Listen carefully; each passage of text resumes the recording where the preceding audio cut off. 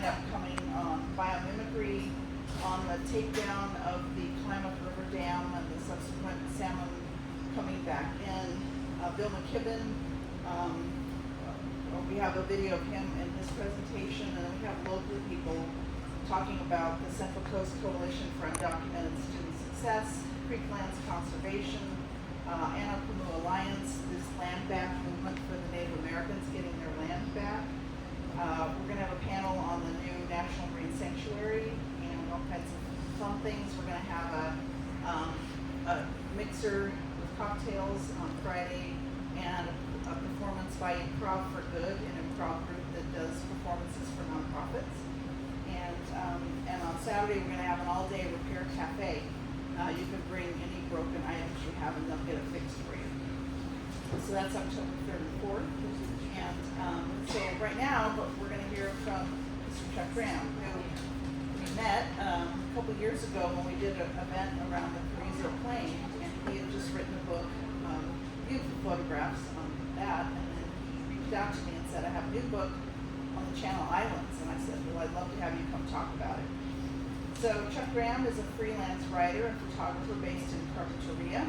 He has long considered the Channel Islands National Park as one of his favorite wild places.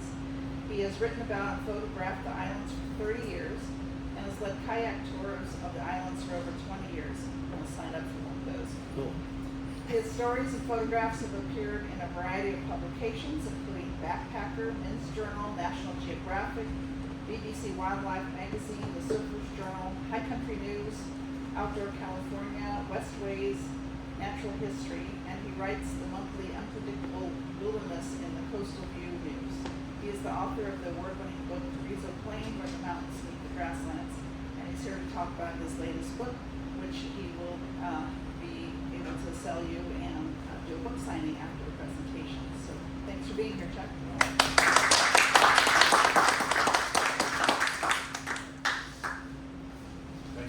Thanks for having me. Sorry I'm a little late. I got confused with Orchid and Orchid Road. Blazed up here. How many of you have been to the islands? It doesn't sound like the mic is working. Yeah, I don't know if it is on or not. You want it raised up? Raise it up. It's all the islands.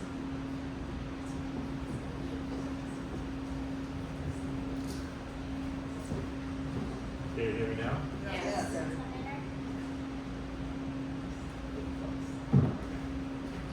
So how many of you have been out to the islands?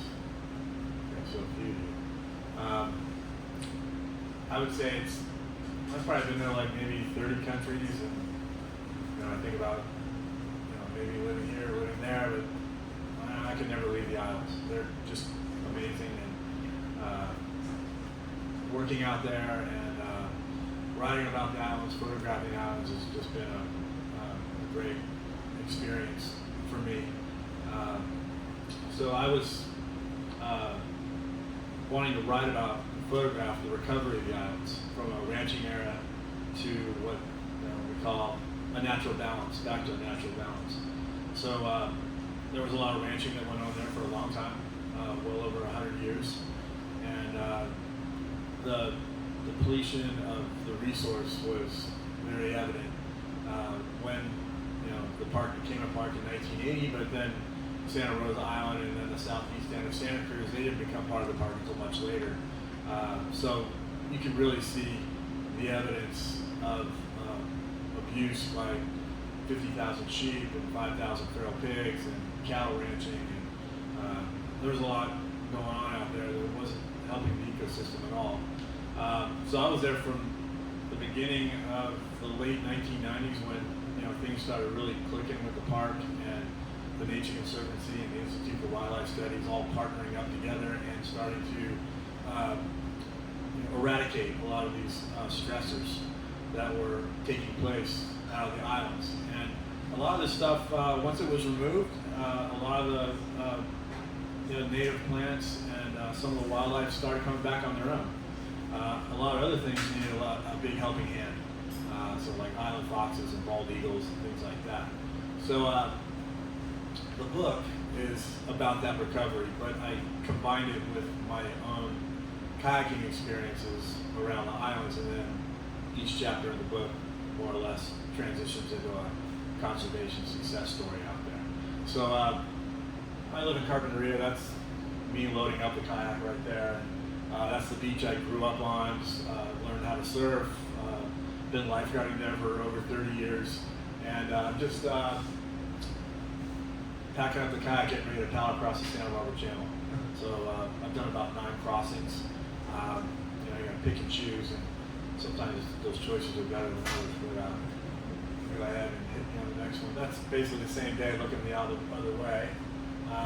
The storm had just cleared out, so it's always harder to judge on the mainland whether it's a good day to cross than it is from the islands back to the mainland. And part of the reason is it's a lot longer from the mainland out to the shipping lanes. And there's a little bit of anxiety that builds when you're paddling out towards the shipping lane because you don't want it to get foggy. This is one of the worst feelings I've ever had doing anything is getting in the shipping lane in the fog. You can't see anything. They can't see you. And even if it was a nice day, they still wouldn't be able to stop in time. It takes them about a mile to even turn one of those things. They're about 1,000 feet long, those ships. So it's always a great relief to get across the shipping lane and then just kind of relaxing the last 6 to 7, 8 miles before you touch down on the islands. And that's what it looks like when you're there. That's actually my kayak, and that's on Santa Rosa Island. And that's a place called East Point. So what you're looking at in the background there, that's actually Santa Cruz Island. So that's the Santa Cruz Passage, and that's one of the most challenging, most dangerous passages in the world. I want to say it's in the top 10. And mostly it's just because of the current. There's a lot of current out there. It looks like a nice day. That was about a 23-mile paddle for me that day, and the current around the islands, it's very unpredictable. You can't really see it so well, and sometimes it feels like you're paddling on a treadmill, trying to get from point A to point B. But it always feels good when you're finished and your feet are on the ground and you can just relax. And that's a great spot, East Point. You can actually backpack out there and spend the night out there. Anyway, go ahead, Stacy. Thank you. That looks like a scene out of the first Planet of the Apes. Charlton Heston running across on a horse right there in front of the beach. But that's a really cool pocket beach on Santa Rosa Island. It's called Cow Canyon. And actually behind that shot, or behind where I took that shot, there's a waterfall, fresh water. There's a lot of freshwater aquifers out there, a lot of year-round creeks. And the waterfall just spills right off onto the beach. So you can rinse off there. It's a magical little spot. So there's a map. So I live here, Carpinteria, and I've done about 9 crossings in various different spots. And then I also guide trips right here, and I've guided trips out in Anacapa. And then I also volunteer as a ranger out on San Miguel Island. And I'm actually going out there on Monday, hopefully weather dependent. But it gives you an idea of what it looks like out there. And my first circumnavigation of the islands, I started on Santa Cruz and went around out the backside of both Santa Cruz and Santa Rosa, and then out to San Miguel, looped around San Miguel, and then came down the backside, and then went around Little Anacapa Island right there, little narrow island, and then back. It's about 200 miles of paddling. It was about 9 days, and that was early in the going, like 25 years ago. The beach where you took that picture, where is that on? You mean that last shot? Yes. It's right there. That's East Point. Okay. So I'm looking that way towards Santa Cruz. Okay, you can advance. So there's some firsts here. That's my first channel crossing. You can see the fog out there in the distance. We didn't see the island until we were about a mile away. So it was pea soup a lot of the way. And we were on a compass. And we got out in the shipping lane, and just like the desert, the fog, the ocean can play tricks on your mind. And we thought we were drifting really hard to the east, and it looked like Anacapa Island out there. And we were sitting there was me and 3 other lifeguards, and we were going, gosh, look how fast we're moving. And then it came into view. It was the first of 7 ships in the shipping lane. We went, uh-oh. So we hailed the guy, the last ship, the captain on the last ship, and he told us exactly where we were. And we were about 8 miles east of Santa Cruz, right in the middle of the island, so we were in good shape. And we were crossing the shipping lane and out of harm's way.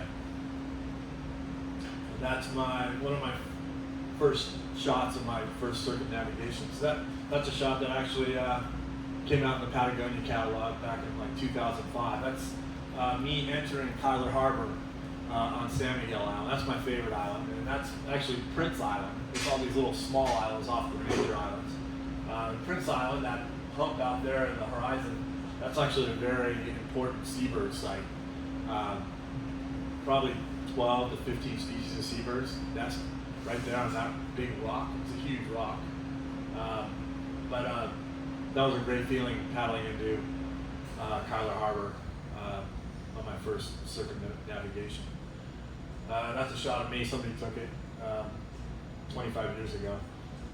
That's when I touched down at Tyler Harbor.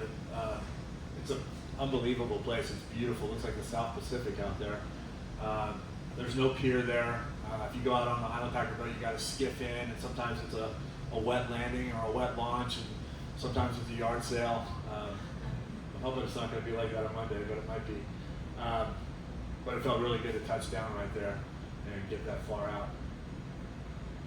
And when I ran up the trail with my gear, there's a campground up there and a ranger station, and I ran into this guy. His name's Tim Coonan. He's now retired, but he was the lead terrestrial biologist for the national park. And back then, they were trying to figure out why the populations of the foxes, the island foxes, were plummeting. And so he actually has one in his lap there. He's got both hands around it. He's going to fit a radio collar on his neck and then let it go. And then 2 weeks later, the fox died. But they found out why their populations were plummeting. They found a golden eagle feather right next to the carcass, what was left of it. And then things went into motion, and captive breeding started happening out there on each island. And each island, the island fox population is a little bit different genetically. So subspecies of one another, and if they had lost a population on one of the islands, they would have lost it forever. So there was captive breeding on each island that has populations of foxes. And that's my first island fox photo back in 1996. I was pretty excited. That's a crappy photo. But ran over from Scorpion Acres to Smuggler's Cove, and I was pretty amazed to see one. I didn't think I was going to see one because I knew their numbers were dropping, but it was in the creek, and I kind of just got fixated with them from there on out. I've been shooting so many pictures of them over the years. So from the decline all the way to recovery, now island fox business is booming out there. And they're really doing well. Are the golden eagles still eating them? Or? No, they've all been trapped and removed. Well, the golden eagles were invasive. So there was the pesticide DDT prevalent in the channel, mostly go closer to Catalina than the northern Channel Islands. DDT wiped out bald eagles out of the islands, forced that keystone species to lay thin-shelled eggs, and so the birds could lay eggs, but they couldn't incubate them. They'd crush them in the nest. So from 1952 to 2002, there were no bald eagles out of the Channel Islands. Feral pigs, there was a hunting concession out on Santa Cruz Island. There was about 5,000 of them. Golden eagles were lured to the chain by the feral pig population. But then they figured out it was a lot easier to catch a fox because they'd never been preyed upon before. They're the largest land predator out there, all 4 pounds of them. So, yeah, they were wiping them out pretty easy. A golden eagle can take down a small deer, so an island fox wouldn't be much of a challenge. But starting in 2002, things really got rolling out there. Captive breeding was in full force, and they started releasing bald eaglets out there, 8 weeks old. They put them in a hack tower. It looks like a little prison cell up on 20-foot tall pilings, and it's open but barred. And the eagles would be placed in there, the eaglets at 8 weeks old. They're not ready to fly yet, but they can feel the air in their wings. There's a nest in there, a perch, a trap door to throw fish in there, and there wasn't any human imprint. And then when they're 12 weeks old, they let them go. And it worked. They did that for 5 years. And now we have about 50 bald eagles across the entire chain. We got like 12, 13 nesting pairs and a bunch of individuals. But they don't like golden eagles, and they keep the golden eagles away. So I haven't seen a golden eagle out there in a long time. And that's what kind of, when I saw that first island fox, that photo I took, that kind of just spurred me on, and I knew writing about the recovery wasn't just going to be enough. I needed to immerse myself in the chain, and I knew the best way to do that was going to be in a kayak. There's just so many places out there you can't get to on foot, or even in a boat. There's just so many reefs, a lot of rock outcroppings, and a kayak just gives you that access to get in those little tight spots that you wouldn't normally get to. That looks like a beautiful day, and it was, but those currents out there in the passage, that's Santa Cruz Island, that's the west end out there. Christie's Ranch is right in there, that's all Nature Conservancy property, and that's still Santa Cruz over there on the southwest end. But I'm just crossing the channel, going from one island to the next. We got kayak tours out there. The big draw is sea caves. People want to paddle through the caves. And between Anacab Island and Santa Cruz Island, there's more sea caves documented there than anywhere else in the world. It's close to 300. So basically, I'm just making a pit stop there while I'm paddling. That's a place called Cueva Valdez on the north side of Santa Cruz. Pigs are all gone. That was back in 1999 or 2000 when I took that shot. They were eradicated from the island starting in the fall of 2006, and the project ended in the spring of 2008. The Park Service hired a company from New Zealand called ProHunt, and they specialized in eradicating non-natives from islands, and they did an amazing job. It was like a war zone out there. They sectioned off Santa Cruz Island, I want to say, into 7 sections, and then in each section they would trap a pig and they put a GPS on its back, and that was known as the Judas pig. And then they had a helicopter that looked like a beer can with a propeller on it. It was pretty stripped down. And then they would fly over those sections, they would track the pig, they'd find it, they'd throw corn out there, and then they would shoot at the pigs. The ones that were wary, they had to go in on foot, the guys did, and just with machetes and dogs. So by 2008, they were gone. That's a shot of a golden eagle. They're big birds, bigger than a bald eagle. The bald eagles are more aggressive. And so I think I've seen one golden eagle in the last decade and a half, maybe. Don't see them out there at all now. That's my office, so to speak. That's a kayak tour. That's Scorpion Rock, and that's one of the chapters in my book. It's a great success story. As you can see, it's very popular with seabirds. That's all seabird guano out there on the left side of the rock, and it's really covered right now. It's loaded with pelicans, young birds. There's 8 species of seabirds that breed and nest out there now. And this is Prince Island, which is just about a quarter mile off San Miguel Island. And like I was saying earlier, when you remove a lot of these stressors, you sometimes just see the recovery just happen naturally. And back in 2011, common murres, a seabird, came back to Prince Island. It was the most southerly breeding colony, nesting colony for that bird on the west coast. And basically they went away because of egg collecting and hunting. But they came back on their own. It took 100 years, but they did. And I knew the nest was on Prince Island. That's what I was told. So during the pandemic, I paddled across the channel and around Santa Rosa Island, got to San Miguel Island, and was pretty excited. I got there pretty much without a hitch, but I didn't know exactly where the colony was on Prince Island. I was reasoning that it was on the south side of Prince Island because that would be out of the wind and out of the swell. I was dead wrong. It was right in the guts of it, right on the northwest tip, taking all that wind, all that swell. So I'm actually ducking in there. The birds were up here, up on that column. So I kind of had to wait for the waves to roll through and then calm down when there was a lull, and I'd rush in, get some shots.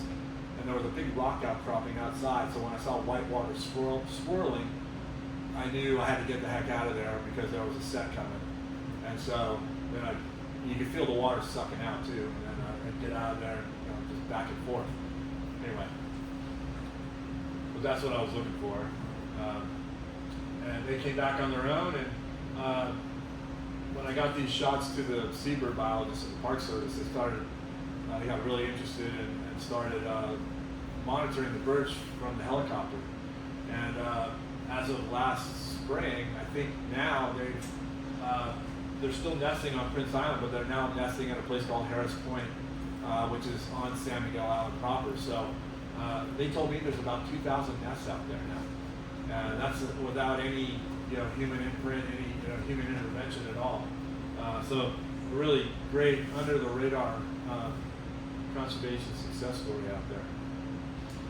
And that's another bird that nests on Prince Island and on Scorpion Rock. That's a Cassin's auklet chick, about the size of the palm of your hand. There's a lot of nocturnal seabirds out there, and Cassin's auklet is one of them.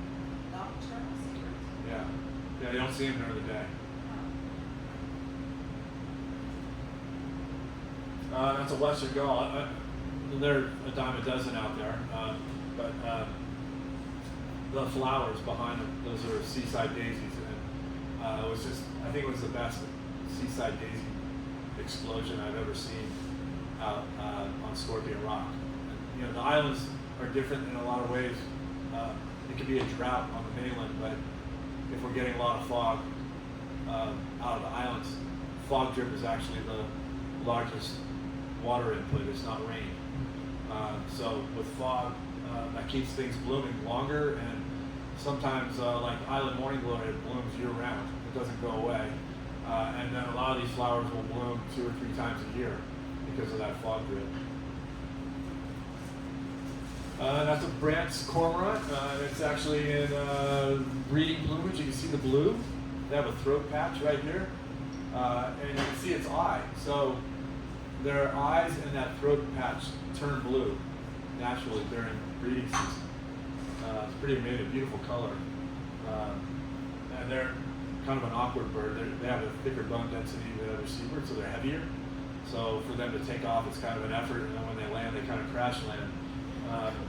But what they're really good at is diving. They can go down about 200 feet for their food underwater. So they're more like a snake in the water than they are a bird in the air.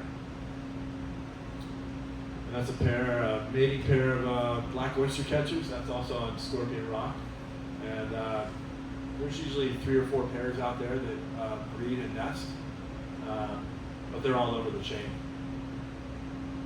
And that's a mating pair. They're actually mating right there in that shot. It's a breeding pair of pigeon guillemots. 2 words, guillemots spelled Guillemot. And they actually, a lot of these birds, they nest in the caves and in the cliffs. They don't really build a nest. They just find a little cleft in the rock, look for a little depression. That's where they drop their eggs, and that's where they rear their chicks. And this is also the best giant Coreopsis bloom I've ever seen on Scorpion Rock. It was just phenomenal. I kind of felt like the birds were picking up on it. I've never seen pelicans perching in like that. And that one's getting a little snarky with the gull. But yeah, the gulls and the pelicans were roosting in the giant Coreopsis. When it's not springtime, those birds or those giant Coreopsis look like little miniature trees that look like they're dead. They're just dormant, but they're pretty haggard looking when they're not in bloom. And that's the place I hope to get to next week. That's Point Bennett. That's out on San Miguel Island, and Point Bennett is the largest seal and sea lion rookery in the world. You get 6 different species out there. You get any day 30 to 50,000 animals around Point Bennett and around San Miguel Island. So lots of sights, lots of smells, lots of sounds, lots of drama out there. Those are northern fur seals on the sand dune, but huge numbers of northern elephant seals and California sea lions. Guadalupe fur seals come up from Mexico. Stellar sea lions come down from Alaska, and then of course you got harbor seals. So there's a lot of activity out there. That's also a Point Bennett. That's me shooting into the surf with the sea lions. There's a big berm there, so that keeps the surf away from the animals. But it's pretty dramatic when you get a south swell rolling in there, and you get the animals on the beach in the foreground. They don't look worried. No. Well, that's what it looks like from the kayak. Looking back at the beach, you can see the animals on the beach there. And those are all northern fur seal pups. So San Miguel Island is the furthest south. That's the furthest south they come to breed and pup. So let's see, it's August. So the pups are about a month and a half to 2 months old right now. So I took this shot one of the last several years in September and October. And so now they're in the water. And you can see what they're doing there in the water. Those are all pups. And they're all bringing their tail and pectoral flippers together. So the biologists call this jugging, like a jug handle. And the fur seals do that. The sea lions don't. And they're actually thermoregulating on the water. So they can sleep, but then they can warm themselves because their flippers have so many veins in the tips of their flipper. They use it like a solar panel to thermoregulate. But at that age, they've never seen a kayaker before. So when they see me, it's like little kids. They're so excited and so curious. They come right up to the boat, not in my lap, but almost. And they splash and play around the boat, and they're like little kids. And there's a sea lion giving a fur seal a smooch. That's from the kayak. They're really cute, and that's to give you some perspective. That's a bull sea lion blowing its nose, and that's a harbor seal in the foreground. So a bull sea lion gets anywhere from like 700 to 800 pounds, and a harbor seal gets about 300 pounds full size. And that is a California bull sea lion snarfing down a smallish white sea bass. And I shot that from the kayak.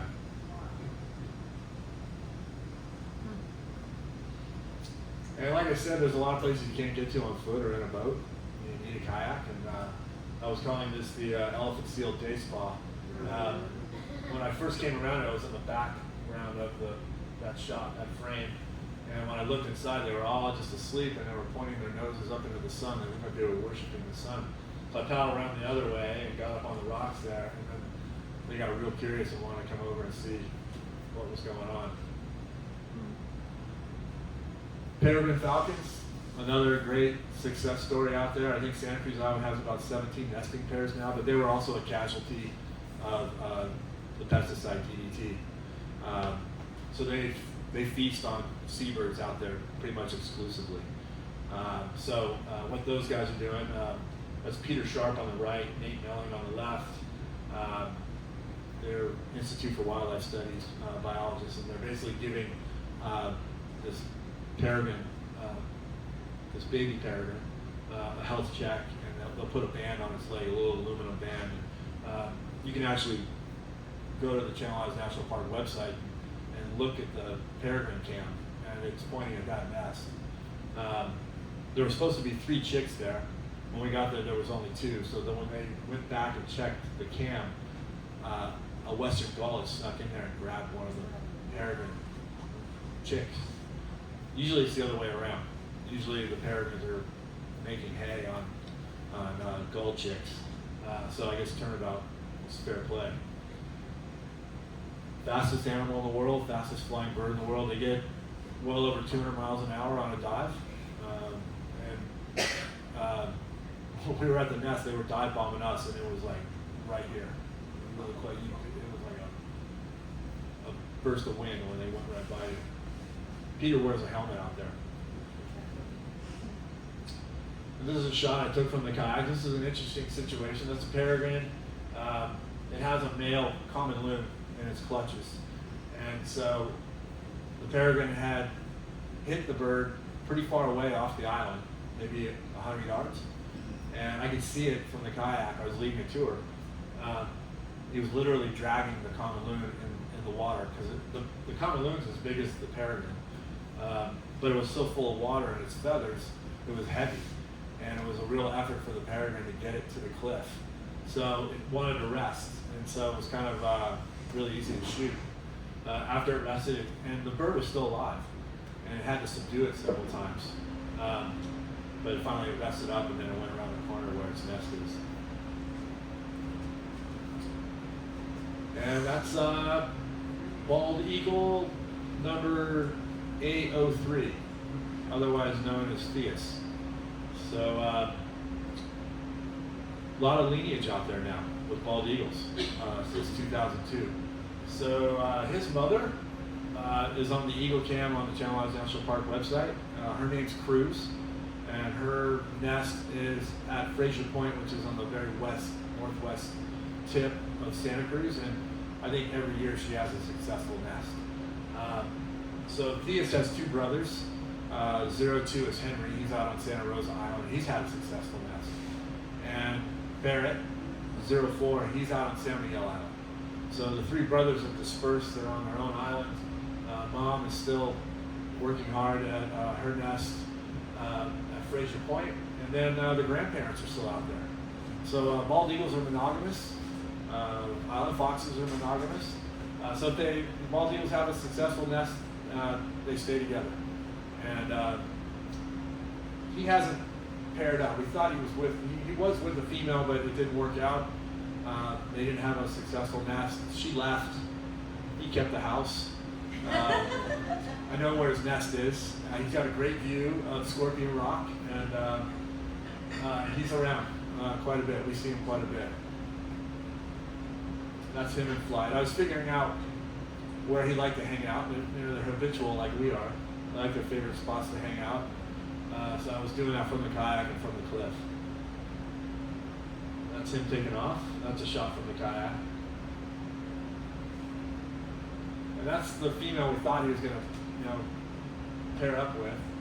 The female bald eagles are about 33% bigger than the males. You can tell she's a bit bigger bird than him. She does not have tags. She does have a aluminum band on her, up above her right talon. But she's a mystery girl. We didn't know where she came from. The biologist didn't know.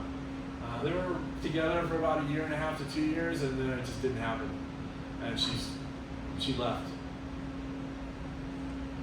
But that's what it looks like when they started out.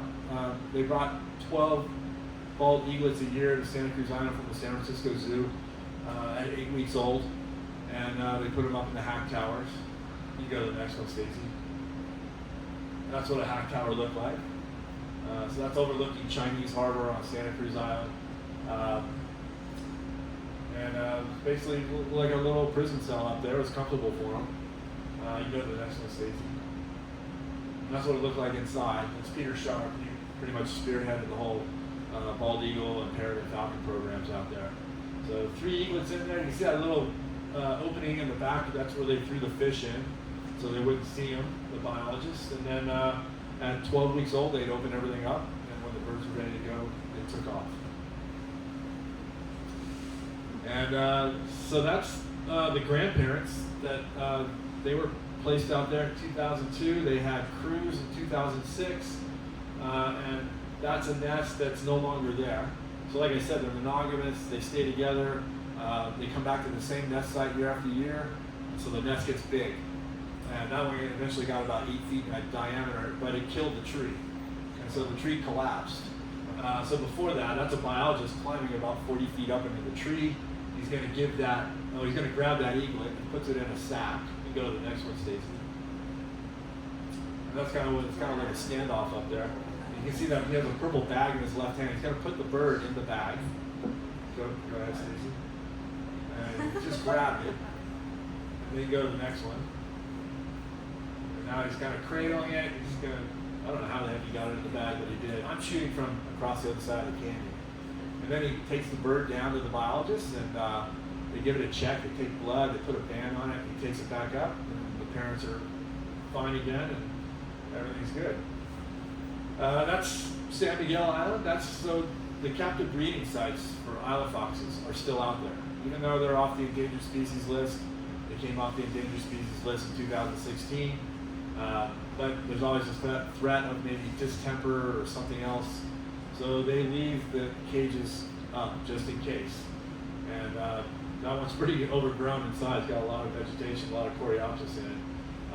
But San Miguel Island has a smaller population of foxes. It's not as big an island. I think you can carry about 500 foxes, and right now it's about 350. So those are two being released after captive breeding. This is like 2006 maybe, and they were a little gun shy leaving their carriers. And that's Tim Coonan. Got me really interested in the foxes. He's the terrestrial biologist. That's the last captive bred fox that was released on Santa Rosa Island. That was a big moment. You can see the fox here. I wasn't there to see a fox, so that's just a great view. That's Scorpion Rock out there. That's actually on the cover of my book. And Yeah, I was just gonna say. yeah. I saw that. But I was just sitting there, and the fox came up and over the cliff. And as a photographer, you got to appreciate happenstance, the little moments like that. And that's a mom with a pup. She's got it by the ear. Probably wasn't behaving, but they're really tiny. I mean, the adults are tiny, but the pups are like that big. Look like little miniature grizzly bears. Those are two pups. So they do population grids that biologists do, and they set up a bunch of traps, and then they check them, give them health checks, and do a bunch of different stuff. That was back in 2017 when the populations really started to pop. And the biologists hadn't even seen pups before. So they were really excited to see them. And that's another one, another part of Santa Cruz Island. It just got a health check and they was letting it go. So there's about 3,000 island foxes on Santa Cruz Island alone. We have better healthcare than half the world. Probably. So if you hit on enter, hit enter. And I don't know if you got the volume turned up.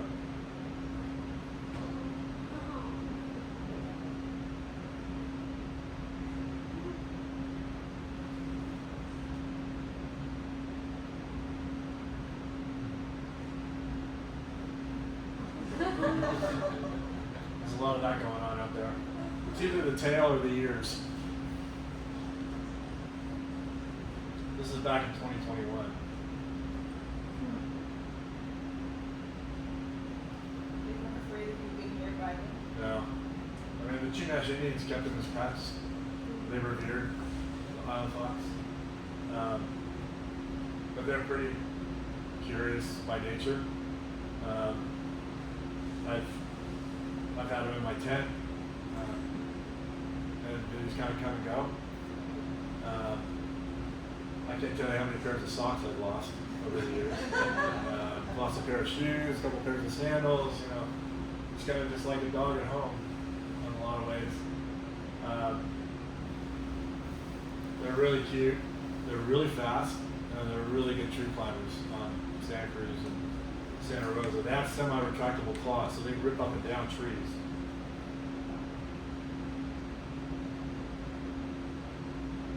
They're very territorial though. They will defend the territory to the death. They self-regulate out there. What do they eat out there? They're omnivorous. So that's actually a lemonade berry, and the berry on there tastes kind of like a sour candy. And then they also eat manzanita berries, and we also have an island cherry out there, and they climb trees for that. And then they eat Jerusalem crickets, or otherwise known as potato bug. Yeah, they're kind of gross when you chomp on those.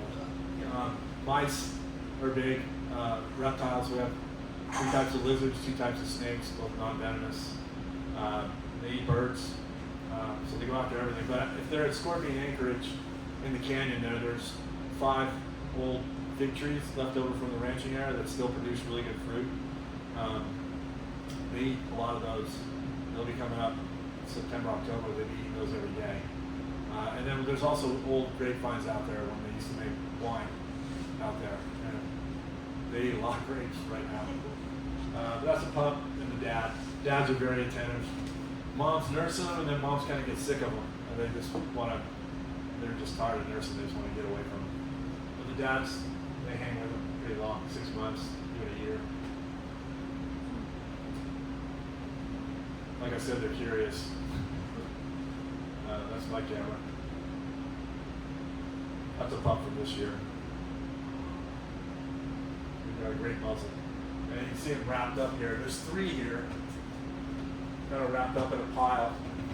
Because it gets foggy out there. It gets kind of cool, so they wrap up and stay warm that way. Now this is something you just never know. I've sent a few of these shots to biologists. They've never seen this behavior before, but ravens are they watch everything, and whatever food source is something is going after, they want a piece of the action. And so that island fox was actually going after little invertebrates on the beach, and it was digging them up. But the raven wanted them. But a raven won't face off head to head with a fox. A fox would just do a full Tasmanian devil on it and rip it apart. So they go behind, they tug on the tail. That's not something I see all the time. I think I've only seen it 3 or 4 times, but that's like the best look I've ever had of it. And like I said, they climb trees really well. Those are good figs. I eat 5 or 6 of those a day when I'm out there and they're ripe. We have to share with them, and we actually have an island spotted skunk out there. We have to share with them and the birds too. So there they go, ripping up the tree. Those are 2 pups. They're very adept climbers. Always tugging on the ears. That's a friendly tug. Siblings, I think. But one of the front just really doesn't care what's going on. Now this is a unique situation. I think just you spend time in one place, you see a lot of interesting things. And this is a juvenile red-tailed hawk. I want to say fall of 2022. I didn't know what the heck was going on, but you can see like a dog or a cat gets upset, the hair comes up on its back, and that's what's happening with that red tail. Its hackles, the back of its head are standing up. It's opening its wings to make itself look bigger. And I didn't know what the heck was going on, but something was definitely going on. Okay, so still didn't know what the hawk had, but the foxes wanted it. And there was 2 foxes diving in at the red tail. You can go to the next one. And as you can see on the left, there's a carcass there. It's an island spotted skunk. So they're very secretive. The biologists the last couple of years have just created something called the Island Spotted Skunk Research Group. They're one of the rarest carnivores in the world, and they only weigh about a pound. There's only about 1,000 of them in existence, and you can only see them on Santa Cruz and Santa Rosa Islands, and that's it. And they're nocturnal, so we don't see them a lot. But you smell them, so you know they're around. They do spray. So the hawk gave up. Go to the next one. And they took off with the carcass. Now, I don't know if they actually hunted. The hawk had gutted the skunk, but they wanted that carcass. But when I've never seen them interacting with the foxes and the skunks, it's most of the time the fox runs away because it doesn't want to get sprayed, even though it's 3 pounds heavier and a much bigger animal. But that's what they look like. That one's getting a health check, and still a lot of unknowns about that animal. That kind of gives you some size. That's my foot. So that's the kid on the right, and the adult on the left. That's one that's gobbling down a fig. And if you hit enter, yeah. This was last year. And do a handstand. Thought it was going to spray me, but it did. It just started licking my foot.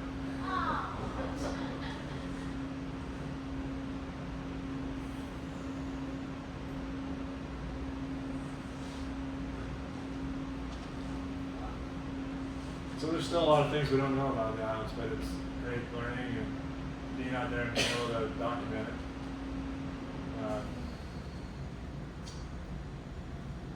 And these are some shots from this year's pups. There's 2 pups in the canyon. There's always one that's a little more aggressive than the other. They're about the same size.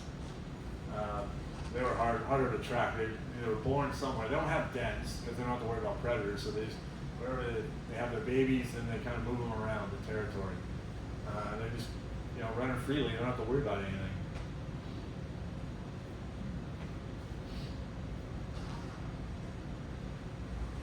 Roughhouse a lot.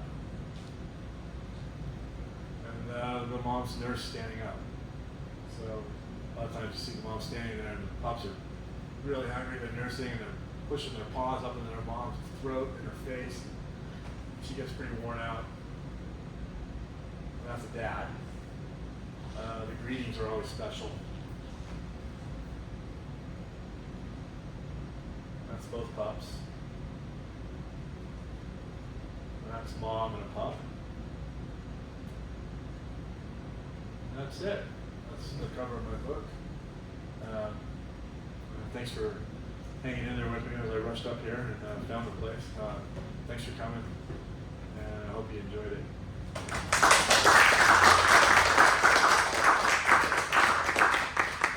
If anybody has any questions, feel free. How long did the eagles live?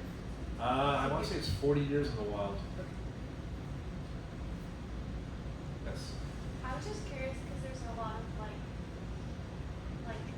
human interaction. Like that doesn't affect like the birds or the foxes at all. No.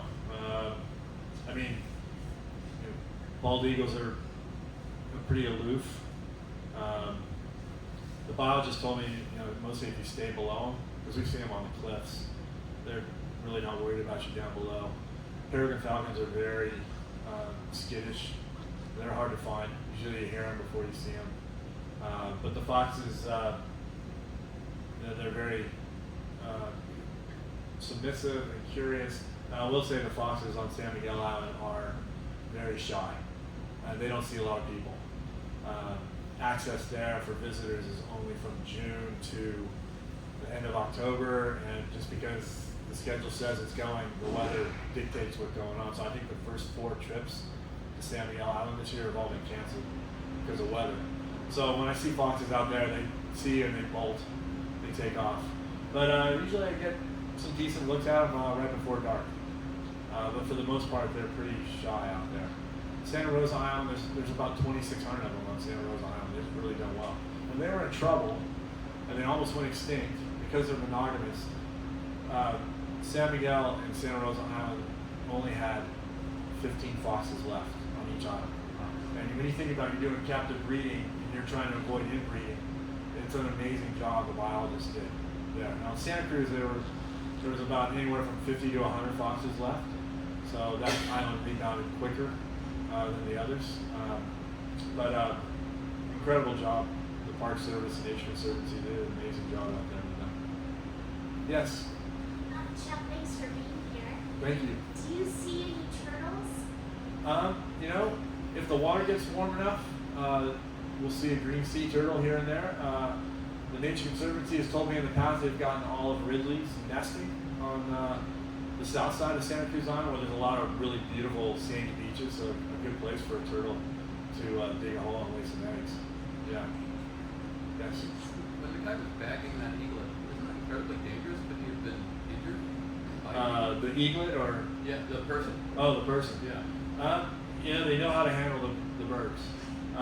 So he had it by the talons, and the bird's young and inexperienced. He puts it in a bag, but when it goes down below, they pull it out and they put a mask over his head, and that calms him down. He doesn't have time to do that in the tree. It's kind of a leather piece that goes and ties behind the head. But I've never heard of a biologist getting injured, really. They know how to cradle them, and like watching them carrying up into the hack towers. I don't even remember putting a mask over them because they can't fly, and so they just kind of cradle and pull their wings in tight, and then just walk them up into the hack tower, and then they set them in the nest, and they're pretty calm at that point. Yes. The skunks that they had that their numbers were pretty stable, do they have to worry about predation as well, or is it just because they're nocturnal, they don't worry about the birds? Right, so there's not as much, I don't know, like, so we have like 5 species of owls out there. I came across a skunk a couple falls ago, and something had ripped open its tummy, and its entrails were hanging out, and the entrails had got wrapped around a lemonade berry, and so the skunk was, obviously in distress.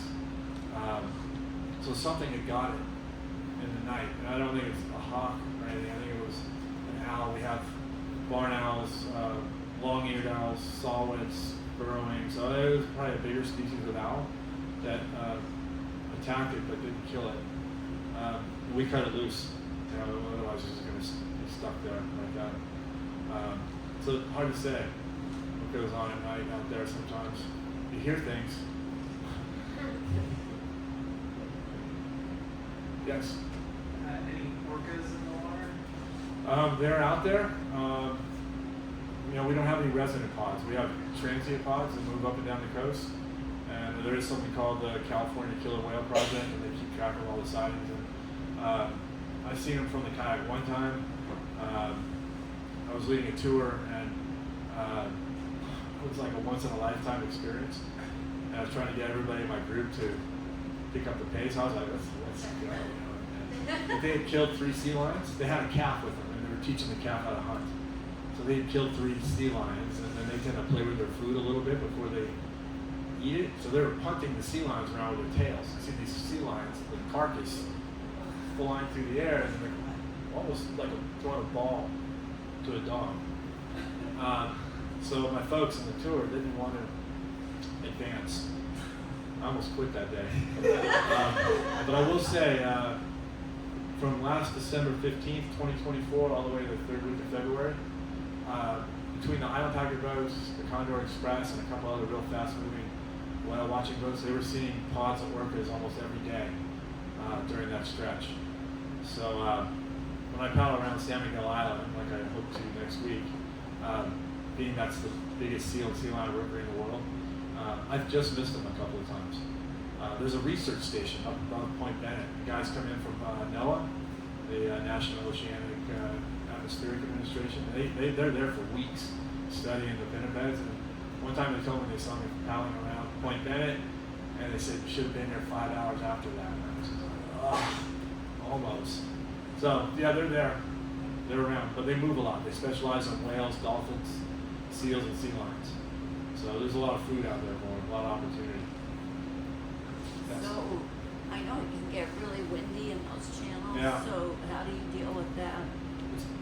It's some of the hardest paddling I've ever done. Like blowing so hard it almost has blown me out of the kayak, or almost ripped the paddle out of my hands. That's how hard. Like where you are paddling around an island and there's surf, and it's a fine line between getting too close to the island and getting dumped by a wave or getting blown out to sea. So yeah, it really howls out there. Really strong.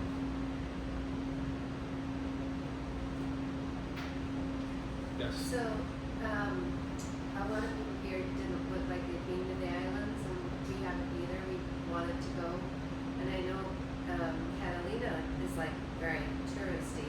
Yes. But how do you? I think it's pretty hard to go and visit these other islands. No, you can get on Santa Cruz almost every day. Anacapa Island through Island Packers. They're the boat concessionaire. They've been there since 1968, and they have 4 boats in their fleet. And they have 3 that are out of Ventura Harbor, and they go to Santa Cruz, Santa Rosa a lot. The other one, the Vanguard, goes out to Anacapa Island. So there's a lot of access there. The Santa Barbara Island has been closed for a long time. There's no beaches there. There is a landing cove, but that got washed away during a storm, and they called it the Drought Buster in 2017, and they haven't rebuilt it yet. I've heard they've got funds. That's a great island, Santa Barbara Island. It's only 1 square mile, but it's an amazing island. It's just hard to get to. And then San Miguel Island is very seasonal. It's very exposed out there. Just wind and swell, and no pier out there. You gotta take a skiff in from the island packer boat. But so there's a lot of access. There's campgrounds out there. So it's pretty accessible. Scorpion Acres, where I work on Santa Cruz, that's the hub of the park, and they get about 80% of their visitation right there. So yeah, it's very accessible. I mean, it's one of the least visited national parks, but it's, I mean, if you don't get seasick or whatever, it's pretty doable. Yes. Is it just camping or is there lodging? No, it's just camping. Yeah, there's nothing out there as far as any infrastructure. There's some old ranch buildings, and the Rangers have housing up there, but there's 2 campgrounds in Scorpion Acres. There's one between Scorpion Acres and Prisoners Harbor, and then Santa Rosa Island has a campground, and then you can also beach camp. You can backcountry, call it backcountry camping, and then there's one small campground in San Miguel Island. Yes. So did you want to get closer to the orcas that were playing with the sea lions, or did you want to get away from them? No, I wanted. If I had a bucket list, or You would be there. yes, In the middle. absolutely, I could call it a life after that.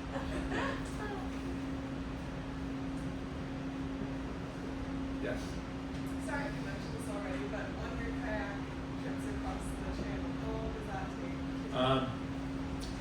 It depends where you start and finish. So let's say I just did the route Island Packers did from Ventura Harbor out to Scorpion Acres. It takes like 7.5 hours. So it's a day. But that depends on wildlife sightings. It might take longer if there's humpback whales. And it's always nice when you're paddling across the channel and you get like 1,000 common dolphins just coming right at you. It's like I don't know, like a safety valve or a comfort having that right next to you. And you have to pass through the shipping channel every day. Yeah. There's no you have them on radio. Or I have a radio, but if it's a clear day, I can see them. So that's why it's always a little anxious. It's like 3 miles. It's 3 miles. So each shipping lane is 1 mile wide, and then there's a neutral zone in between each. That's also a mile wide. So you can get in that neutral zone, and you're okay. But it's kind of like jaywalking or something. You want to get across as fast as possible. Why is your boat blue? Why isn't it bright neon orange so that you can see it? Yeah, I know. Well, that's a great boat. They don't make that boat anymore. And I was working for another kayaking company, and he had it, the owner, and I got to grab it because there's not a lot of those left. And then when the book came out, the editor of the college I graduated from, Westmont College, she wrote a story about my book, and her husband said, I have a kayak, I want to give it to you. And I was like, okay, what kind is it? It was the exact same one. And he goes, the last time he went out in it, he fell out of it, he couldn't get back in it. So he was like in his 70s.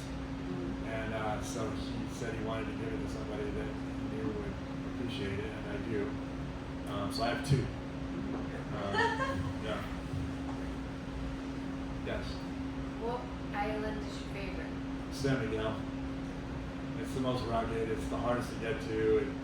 It's when it's foggy and windy, it feels like you're in a rainstorm. It's like sideways rain. Like when you're at Scorpion Anchorage and it's foggy, it's not windy. But out there, it's just so unpredictable, and the wildlife's amazing. There's a petrified forest on that island. So there's no trees, but there used to be. That's the evidence that there used to be. You see mammoth remains on that island and on Santa Rosa Island. Seabirds are incredible. There's no roads. You have to walk everywhere. So it's really special out there. Are the remains of too much settlements on? Oh yeah, they're all over the place. But with respect, don't really go through those. What's Yes. the geology? Is it Well, it's all volcanic. The islands weren't created by volcanoes, but volcanic upheaval. So the 4 northern islands are on the Pacific Plate. I want to say that broke off what is now the Baja San Diego region about 14 million years ago. But being on a plate, the Pacific Plate actually moves to the west about a centimeter a year. So just a smidge. So it's still active that way, so to speak. But it's about being volcanic rock. It's very porous rock, and there's a lot of cracks, a lot of separation, and it's also why there's a lot of sea caves out there. So most of them are on the north side of the chain. You can see these big undercuts in the cliffs, and there's some real deep caves. Some of the biggest sea caves in the world are out on Santa Cruz Island. There's a lot of them. Yes. Why would ranchers have set up on an island? It's incredibly inconvenient. Well, you have you don't have to worry about fencing so much.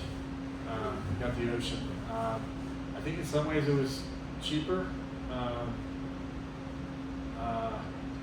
Let's see, cattle ranching took place on Santa Rosa Island, and then sheep on Santa Cruz. Feral pigs, there was a hunting concession there. There were goats on San Miguel Island and sheep. And those would come to and from and pick them up and take it back to the mainland. It seems like it was very hard work, very rugged. You think about the channel and you think about stuff like that. Those boats, they didn't have GPS and all those things, and they just kind of had to wing it, going out to the islands and back. I want to say Point Bennett is also known as a graveyard of shipwrecks. There's a lot of shipwrecks out there around Point Bennett. It seems I recall, maybe it was Catalina, there's a military presence. So there's 8 California Channel Islands, and 2 of those are San Clemente and San Nicolas Islands, and those are all both owned by the U.S. Navy. So there's no public access. I've been on both. I'd love to paddle around San Nicolas Island. It's got some great coasts. And then San Miguel Island used to be a bombing range during World War II. So being a volunteer ranger, if you're out there camping, you have to go hike with a ranger. There's still, they say, live ordnance out there. So you have to stay on the trails, you have to go with a ranger, and there's only like 4 or 5 trails out there, but they're all incredible. So when you get to where you're going, then the guests can walk back on their own and the ranger brings up the rear. So that's the presence there. There's a military site on Santa Cruz, but it's very kind of hidden, tucked away on top of the island. Yes? Would you say that the climate is like the same as the coast? It doesn't have its own kind of... So it's more lush to the west of the chain. As you move from Prisoners Harbor on Santa Cruz and you're heading towards Ventura, Oxnard, LA, it becomes much more arid. So Anacapa and Santa Barbara Islands have no trees on them. Santa Cruz, the southeast end, it doesn't look like there's any trees, but when you go up Scorpion Canyon, there's lots of side canyons, and we have beautiful groves of ironwood trees, which are extinct on the mainland. We have manzanita trees. Santa Cruz Island is the furthest south you can find a bishop pine in North America. And then Santa Rosa Island has a torrey pine forest, and there's only one other torrey pine forest in the world, and that's down in San Diego. So there's some pretty amazing forests out there.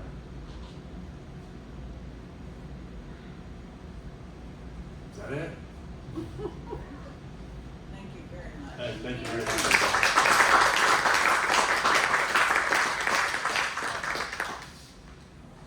So if you want to purchase a book, they're over